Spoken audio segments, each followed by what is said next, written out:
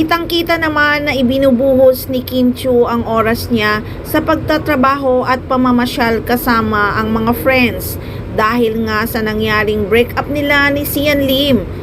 Marami nga din ang nagulantang sa naging performance niya sa Asap Natin To, tinawag na buwis buhay. Kitang-kita sa mga galaw ni Kimi na ibinubuhos niya sa work at pamamasyal.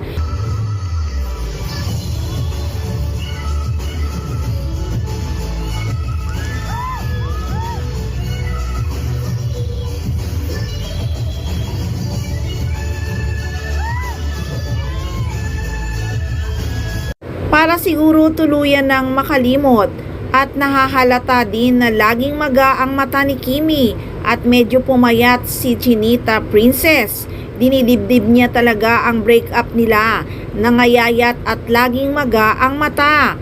Pero lagi pa ring nakangiti, artista talaga. Tinatago sa likod ng maskara ang totoong nararamdaman.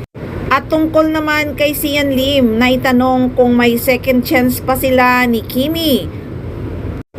Hindi man diretsahang sinagot ng kapuso aktor na si Sian Lim ang tanong kung posible ba na magkaroon sila ng second chance ni Kim Chiu.